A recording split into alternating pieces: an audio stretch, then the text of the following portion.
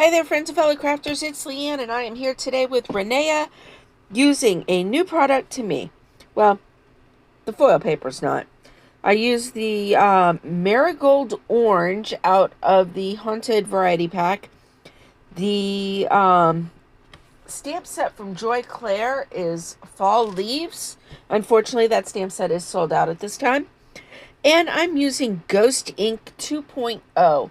This is my first time using that.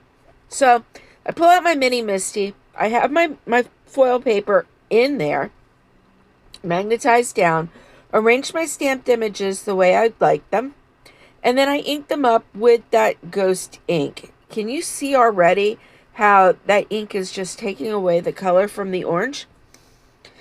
The background of the orange, the back side is gold.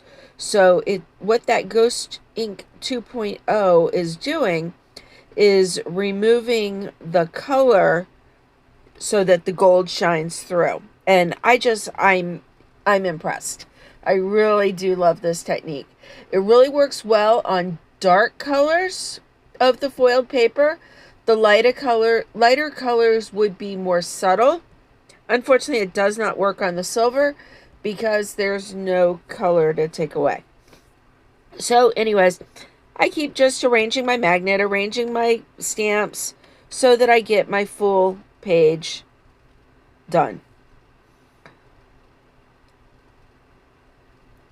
I'm mesmerized? Maybe that's the word?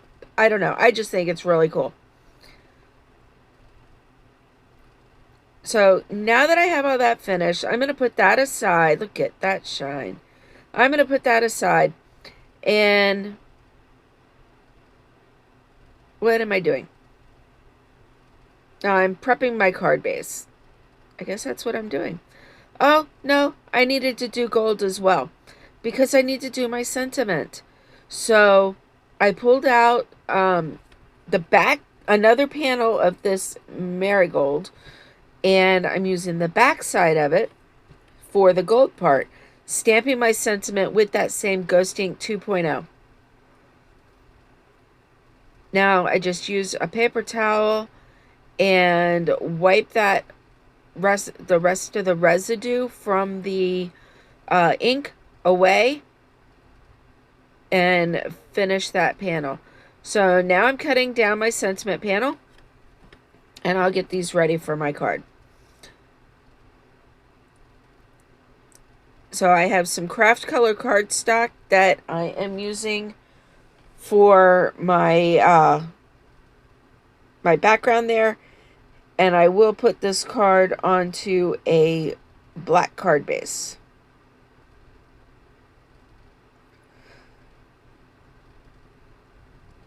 And then my sentiment panel will also be popped on the